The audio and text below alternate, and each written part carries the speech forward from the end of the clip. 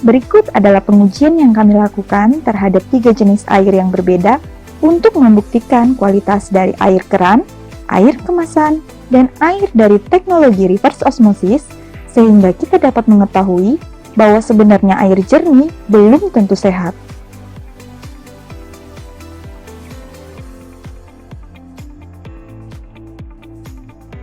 Dapat dilihat bahwa ketiga air ini terlihat jernih, namun sesungguhnya sangat berbeda, karena di dalam air masih banyak komponen-komponen yang tidak kita ketahui seperti logam berat, padatan terlarut, bakteri, dan virus. Pengujian kandungan zat padat yang terlarut dalam air.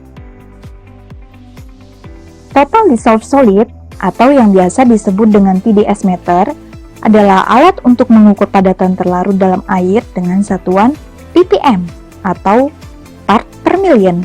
Semakin tinggi kadar TDS menunjukkan bahwa semakin tinggi pula kandungan zat padat yang terlarut dalam air.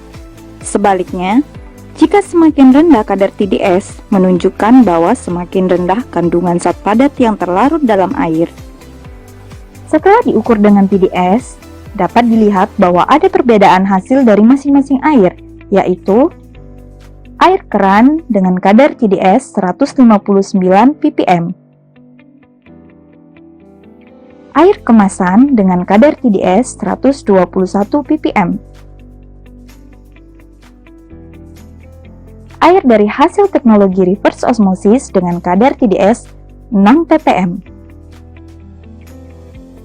Hal ini menunjukkan bahwa air dari hasil teknologi reverse osmosis lebih murni dibandingkan dengan air keran bahkan air kemasan. Pengujian kandungan logam yang terlarut dalam air.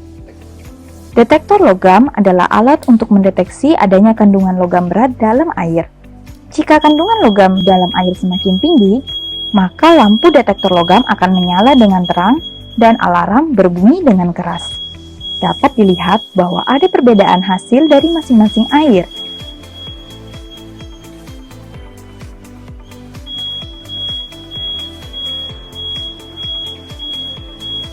Air dari hasil teknologi reverse osmosis menunjukkan tidak terdapat logam berat karena lampu pada detektor logam tidak menyala dan alarm tidak berbunyi. Pengujian selanjutnya untuk melihat kandungan di dalam air secara kasat mata dengan menggunakan presipitator. Presipitator adalah alat untuk mengangkat zat padat yang terlarut dalam air sehingga bisa terlihat dengan kasat mata jika air mengeluarkan endapan. Proses ini dinamakan proses elektrolisis atau reaksi ionisasi. Setelah dites dengan menggunakan presipitator, dapat dilihat bahwa ada perbedaan secara signifikan terhadap masing-masing air, yaitu air keran sangat keruh dan mengeluarkan endapan serta mengeluarkan warna yang berbeda-beda yang dapat mewakili beberapa pencemaran. Air kemasan tetap menimbulkan endapan berwarna jingga yang berarti adanya pencemaran besi teroksidasi dan karat. Air dari hasil teknologi reverse osmosis tidak menimbulkan endapan sama sekali yang menunjukkan bahwa air bebas dari kandungan zat padat dan logam berat, sehingga sangat aman untuk dikonsumsi. Dapat kita lihat bahwa air yang tadinya terlihat bersih, ternyata mengandung zat padat dan logam berat.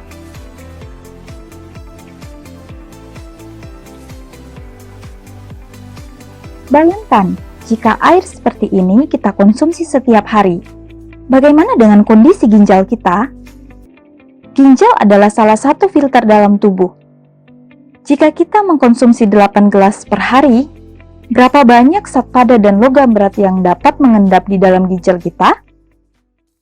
Air dari teknologi reverse osmosis dapat membantu proses detoksifikasi dalam tubuh dibandingkan dengan air biasa. Lebih baik mencegah daripada mengobati, bukan?